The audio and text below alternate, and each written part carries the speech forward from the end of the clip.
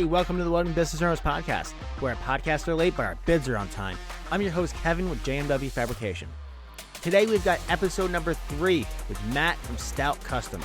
If you haven't listened to the first 2 episodes, go back and check those out now, because this is a continuation from those first 2 episodes. If you haven't seen his stuff, go on Instagram, find him at Matt_stunt, find his metalworking stuff at Stout Customs, find his boonie bikes at Stout_boonies. You can find us, JMW Fabrication, Welding Business Owners Podcast, like usual. If you guys appreciate this, leave us a 5-star review. You guys know what to do. Done with the housekeeping.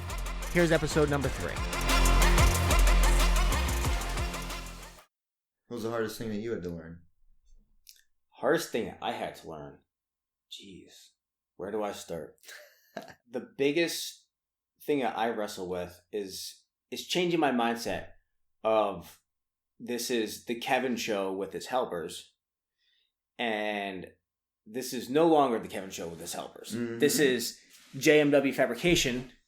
Mm-hmm. I am the leader of this ship called JMW Fabrication. Mm-hmm. This is a ship. I am the captain of it. There can be another captain, but I am the captain of this ship. And it's no longer just about me delegating what I want done. It's about empowering people and on the team to make their own decisions and really almost working myself out of a job. Mm-hmm. Really. Mm-hmm. Currently, it's been a struggle for years, but I kind of own a job right now. Honestly, I think Dylan could run this if something happened to me. But, it's about letting go and empowering everybody else in the team to make decisions, even if they're not the decisions that I would have made, and being okay with that. Yeah. That is super tough to let go of, especially since, this all started from a 10 by 20 freaking easy up garage thing I bought at Pep Boys for $159. Yeah. You know what I mean? It's awesome. This started out of that and a freaking beat ass Bobcat welder that burned just as much oil as it did gas, On a trailer. On a freaking trailer. And you remember that? Yeah. The gas tank leaked, so I had to siphon the fuel out of a 5-gallon gas can because I couldn't put it in the welder. Yeah. If I want to own something more than a job that everybody has to come back to me for, I need to let go of a lot of the control. It's one thing to say, it's another thing to do it. But in the end, it's actually really what I want to do. It is. Let go of the wheel. Yeah. How cool would it be to be, my kids are young. They're 3 and 6 and 15. I mean, well, Hunter's not young, but still, how cool would it be to be able to have a quote unquote machine that just keeps on going and it doesn't need me anymore? Mm-hmm. You know what I mean? What if we have 10 people on this team and they've got it without me? Yeah. How amazing could that be? Yeah, I believe in that vision so much. I dabbled in that for a little bit. I had a dude who we put in position of shop manager, and I had a team of 6.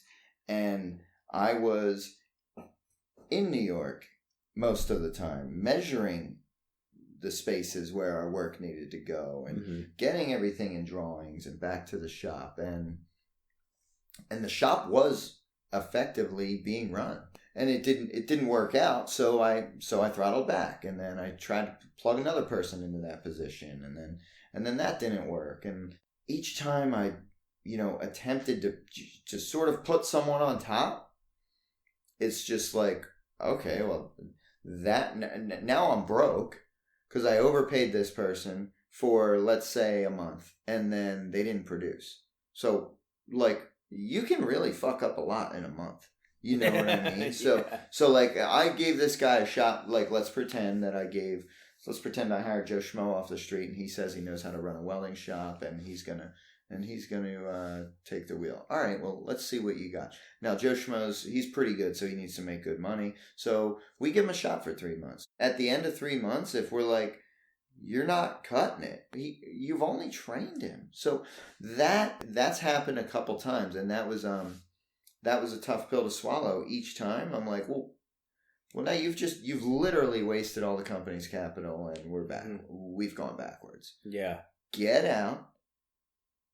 Which, is horrible, and I promised myself I wasn't going to get into any negative things about trying staffing or anything like that. But tough shoes to fill. So I believe in that model so much that you can put someone, and someone can make an amazing living, stress-free, and they can run your fabrication shop. And now you have a real business. I believe in that. I just haven't found it yet. And every time I get close, I fucking fall off. And it gets frustrating each time. So my model recently has been just throttle back, stay small, produce good work, stay on time. We won't have to do these fire drills where, oh my God, we got to get this thing out into the powder coater, into the finisher, or whatever. And we won't be doing emergency trips to Manhattan to field measure something that we forgot to measure. And we won't be driving to pick up material anymore because we're going to have the 3 days that Alro needs to deliver it, or whatever that is. Stay small, pay attention, build. Slower build for me at this time. I think we're in the same boat. Yeah. To be completely honest with you, we're in the same boat. Yeah. So looking back and analyzing that hire that didn't work out, or the hirers, what do you think you would have done differently? See, I believe in people. That's a weakness of mine. Like, yeah, you can program 3D printers. You should be able to run a water jet. Yeah, you can. After 2 months of training.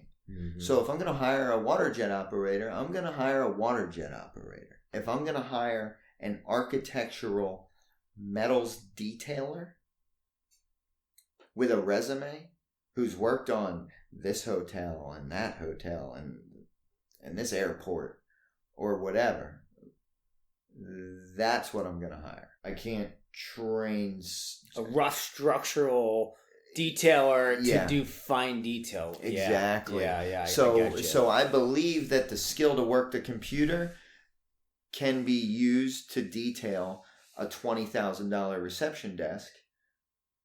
But yes, it's the same skill to draw the thing on the computer, but they need to know how to detail it. And I can't do it. Otherwise, I might as well learn how to drive the computer. So it's really hiring the right person for that specific job. Yeah, an experienced person. Our niche is so small right now. I'm small. It's just I'm mother hen, and I have my little chicks, and we do, and we get it done. Yeah. For now, I believe in the growth. There's no major moves in the immediate future for any big hires or anything like that. Okay. We're going to keep pumping it out. We're going to keep hiring from within, as they say. Ride this out for another year or two. See where we're at. Okay. Because that recipe, every time we get off of this recipe, chaos. Yeah. So this recipe has proven true. So we could do this recipe, just a bigger batch of it. Yep. That was, man. So a few months ago, we started sandblasting. Like, we've always kind of painted. It's probably a year now, actually. We started sandblasting and taking on more painting jobs. I can paint. I can figure out how to sandblast, and we did. We didn't have the best equipment. It's a learning curve through that and everything. We've been trying to cross-train, people to be able to sandblast here or media blast and be able to paint things and this and that. And oh my gosh, have I lost so much money and so much productivity and so much time doing something that we're not good at. And I swear to you, last week, we took out these decorative trellis columns for a house. And he's like, I just want to sandblast and paint it. Reinstall it. No big deal. No big deal at all. Well, we're dependent on the weather. So we don't have a legit sandblasting setup with a booth and all the filter. We sandblast in the parking lot. Yeah. You know what I mean? Well, guess what? It's April. It rained. And we're working around rain. Oh, guess what? I'm scheduled to be on site this day. That's going to be sunny and 75. So it gets pushed and it gets pushed. We're trying to train our one guy to, when we hired him, we kind of threw him in a little bit too deep. And we realized that. And we're like, all right, well, let's pull you back out a little bit. And let's put you on some stuff that you can excel at a little bit more. Let's try painting with him. You know what I mean? Like, here's some, nothing special. Learn how to paint. Painting is an art in itself. And we've gone through a few people who just painting wasn't their deal. And sandblasting, I was under the hood 7 hours in, like last Saturday. Actually, it's like 7 o'clock at night on Saturday. Sandblasting away. I'm here till I can't see anymore because I got to get these done. It's one of those things where, like earlier in the day, one of my connections was loose on the blast hose. So I was getting air pumping out. Well, it's got media in it. So it eroded away both the seals, blew the seals on it, ruined the fitting, got by with it. And I'm thinking, nobody likes to paint. Nobody likes to sandblast. Like, is it even worth doing anymore? And I'm telling you, a sign from God, it just like, sandblaster shut off. And I'm like, I guess I'm out of fuel. It's been like 7 hours. I look over and there's like, it's like puking oil out of it. And it's, off the compressor side of the air cleaner, it's just dumped like 2 quarts of oil out of it. And I look up, I'm like, all right, God. She gone. I got it. We're not going to sandblast anymore. We're getting rid of all the sandblasting. We're going to not paint anymore. Because I spent Friday fixing paint runs that weren't, he's learning, but I can't send things out with drips on them. Yeah. And you can't just sand them off and send them. You got to sand them off. And then you got to repaint them. And, there's something to be said for hiring somebody who's really good at what they do. And, there's also something to be said for diversifying. Because, we originally started media blasting because we've gone through a couple powder coaters. And the powder coater we found to be the best for time frame and quality didn't media blast at their shop. They sent it out. Well, they only go to that sandblasting place once a week. And that's if you get there the day that they're going. So you're talking maybe 2 weeks just to get it blasted for them to even powder coat it. Yeah. You could be 3 weeks for a coating. I can't do that. So we bought the media blasting setup, just the media blast and take it to them. Yep. Within a couple months, they're like, oh yeah, we're media blasting now. I'm like, don't you know, I just bought a whole darn setup because you didn't do it, and now you're going to start media blasting. Anyway, which is good because it didn't work out in the end. We did it because our turnaround times were just too long. Part of that was management on my part of not pushing things to completion fully and so that they could go get coated. But it was also just, we had the team, let's just go ahead and bring it in-house. Right. Without proper training or the want and the talent to do it, it just kind of fell on its face for the last year. And I was on the struggle bus to not let it go until I have to put a $2,000 compressor head and replace an $800 media valve. And I'm like, you know what? Maybe we're just gonna let somebody else do this now. Yeah. So you gotta get in there. You gotta get out there and build that relationship with the sandblaster. Yep. To where you can be the guy that sneaks something in the gate late on a Monday afternoon and you pick it up at the end of the day Tuesday. Yep. Maybe. That is a huge part of being in business. It's having those relationships. I've called you for stuff.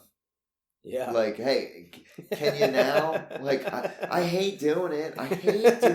But you always end up there, no matter what. Yeah, rolling those brass tubes. Yeah. But also, you need control of this shit, too.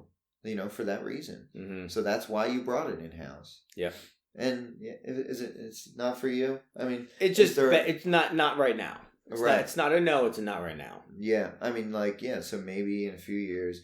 maybe you spend $50,000 on blasting equipment next time. And then, get some really good shit. And then you get the guy, you get the sandblasting guy. That's so hard though, because you're going to put, you're going to go out there, you're going to find a guy who can sandblast and paint.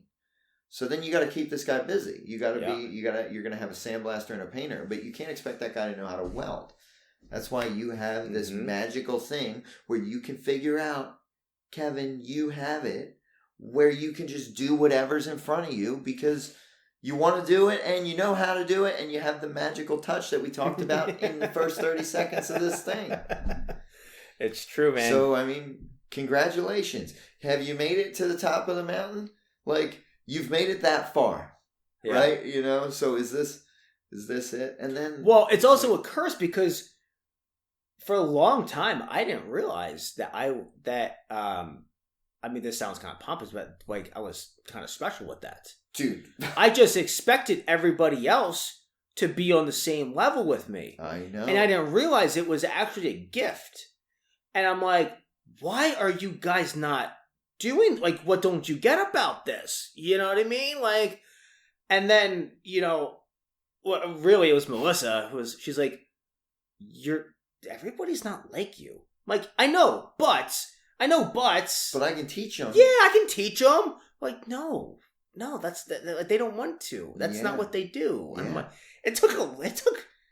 I'm still learning that. Dude, yeah, I remember.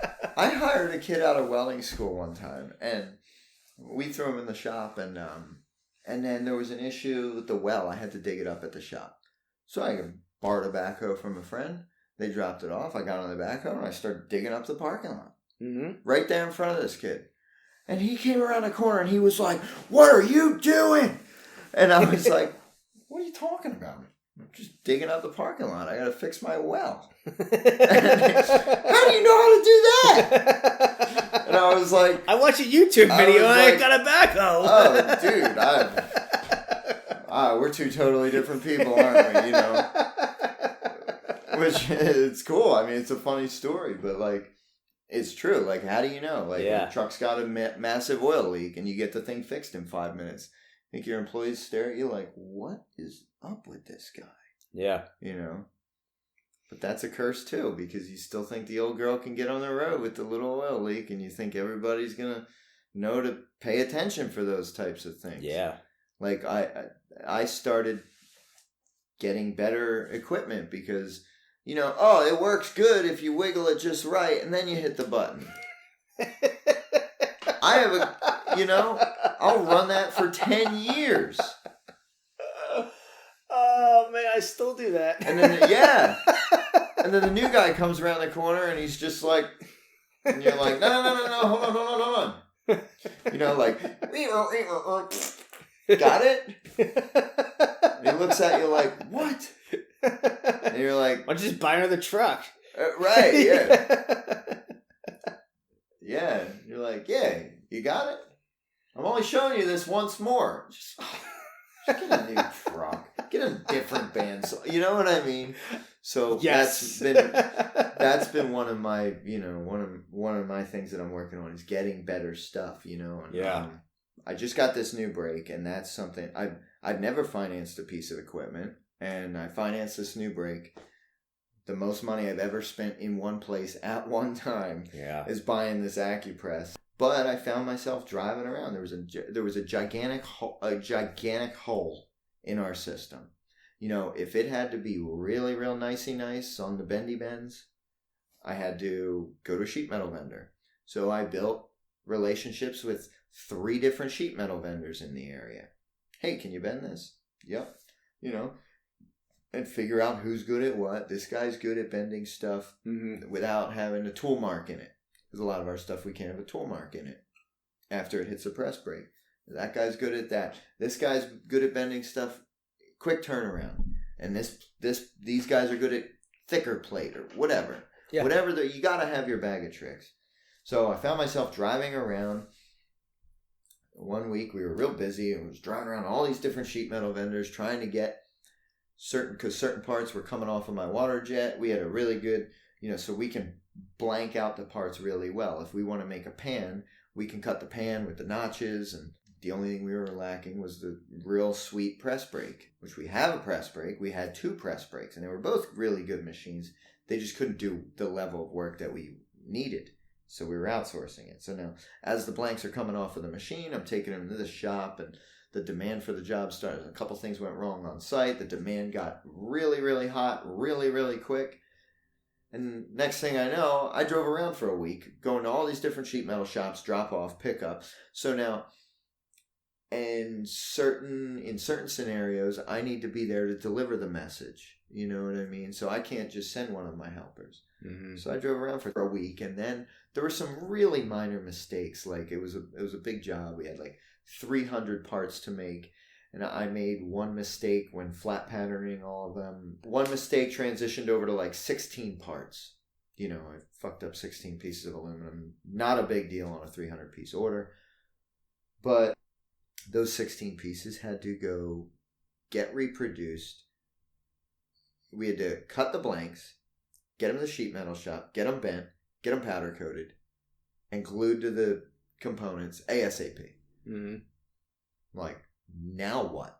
Yeah. Now I lose sleep for 3 days because it's got to go to me, to him, to them, back to the client. Fuck it, I'm done. This machine will solve a lot of my problems. Yeah. So that's been a big, that was a big thing, and brought that in. Now I got to figure out how to use that. Stared at it for 2 hours the other morning with the pump running, pushing buttons. Couldn't get the thing to move. Turned around, started up my other machine in 5 minutes. Bent my parts, threw them on the welding bench, and then Shane could weld them. It's okay. We'll get there. When did you realize that your business was actually going to work? Was there a time? Was there an aha moment? In the very, very early years, I didn't think that I could charge enough for the service that I provided. I believed that when someone came to me for, let's say, with a broken mower deck, an old guy walks in, "Hey, I broke my mower deck. Can you fix it?" Somehow, I got it in my head that it was my responsibility to fix this guy's mower deck for whatever price that he had dreamed up in his head when he was on his way to my shop. Now, that is not my problem. But for years, I made those types of things my problem. Okay. So, I would spend an hour working on some guy's mower deck. Some old guy down the street. I got to help him out. He probably thinks it's only going to cost him $20. 25. Tell him to get on his way. You know what I mean? So yeah. I was like, man, like if I could just have enough work, like good paying work. But I can't remember exactly when I understood this, but once I understood that I can provide a service that people need and are willing to pay for. And that's when I realized that I have something. How far into business was that? Way too fucking far. So far into business. Honestly, so I was still working full time, and I was doing this like as a side hustle too. Mm-hmm. So the side hustle is like, a lot of word of mouth, a lot of buddy projects, and then those things kind of set you back too. Like, sure, I could build a bed for your truck for free. Yeah. And we could drink beer and get it done. So that doesn't mean that I'm in business though, but I am. So now, unfortunately, I ended up funding a lot of those things. Like I still had to pay the rent, and I still had to pay for my welding wire and that type of stuff. Mm-hmm. And you paid for the material for the bed, which for the listeners, this is not how this went between Kevin and I. But if my buddy paid for the material and I helped him out, I've set myself back so far. Yeah. And I didn't even realize that. So I had this I would say in my early 20s. So I started my business in 2009. I was 19. And I thought I was going to be a welder and be in the welding business. So I've been trying to be in business since 2009. I've successfully been in business full time since about 2014. Okay. So from 2009 to 2014, I pretty much wasted a lot of energy. But I learned a lot. I learned a lot, but I didn't do anything. You know? Yeah. So that's 5 years. Hey. That's way too far into business to be understanding those things. But I also didn't. If I could go back and do one thing over again, I would go work for a metal shop for 2 years. Why was I too stubborn to do that? I have no idea. My friends told me I was good at welding. That's how it started. And I was creative and I had the balls to try to do it. And I was already putting motorcycles down the road. So why would I have to go work for that guy when I already know everything? But if I could go back and redo it again, I would work for a shop for 2 years. Okay. You know, but would that be a set of handcuffs in itself? That it may have been a set of handcuffs. Yeah. Maybe I wouldn't have learned everything, or maybe I would have got lazy or comfortable on the wage that I was making at the welding shop that I didn't work at. You know, you know, and then I wouldn't have had the energy to put it into my own shop or whatever. But yeah, I just went in and started swinging like an idiot. Like straight up. But yeah. On top of the learning experience stuff, what do you think you learned that you wouldn't find in like a business book? Life experiences. I think those are things that we can't put into words. Energy and the relationship building skills, filtering out certain things that I don't want in my future. I've used this analogy before, that as I learn more about life and work and business and stuff, and red flags pop up, you know, if I meet a guy off the street and he needs something built or whatever, and he walks into my shop and I see a red flag, you know, those red flags, I can see them further down the avenue now. But I wouldn't have seen those, you know, if you hadn't been through the experiences. I'm like, this guy's a head case. I can't do business with this guy. Mm-hmm. So you just say, hey, we're too busy.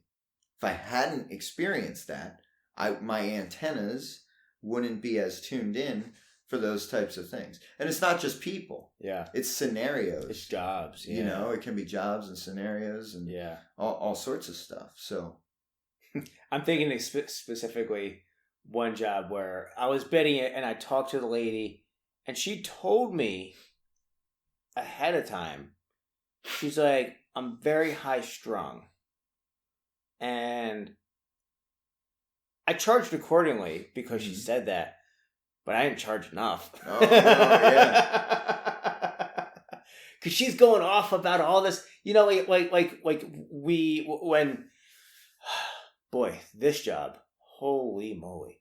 The builder was just downright terrible. Like by far the worst builder I have ever worked with. It's still 7 months behind schedule and she's not moved in.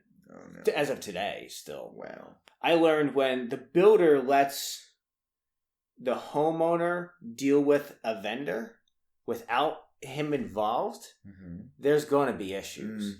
Because they were like, she came to me, like, I guess they gave her a staircase budget of like $15,000 or something like that for 2 flights of stairs. But she wanted 4-inch butcher block, hard maple mono stringers with cable rail and this and that. And I was like, well, yeah, you're not going to get that for anywhere close to that. So the builder's like, you know what? Take me out of the equation. You just go find your own stair company. Me not really realizing like the pitfalls that could bring up. I was like, all right, no problem. You know what I mean? Like she gets a better staircase for 20% less. You know what I mean? So like just cut him out of it. Yep. Holy moly. She was the one who said that, you know, she's like, kind of high strung, kind of high maintenance. My husband's the one who's a little bit more even keeled with this. And I was like, well, I'm going to have to deal with emails for days with you. And I'm going to have to coach you and lead you to things. And so I'm like, I'm going to charge accordingly because it takes time. Yeah. And, I learned that if somebody ever says that they are high strung, to just not even deal with it. Just run. Yeah. Really, not even deal with it anymore because, I mean, on top of a terrible builder, she's having a bad time. I feel really bad for her. Like, we gave her a great product, but the rest of the house is just, whew, holy cow, man. So let's not get too deep in the weeds with this, but since he told her, go find Kevin, he'll build your stairs. Or he said, go find a welder. She pairs up with Kevin.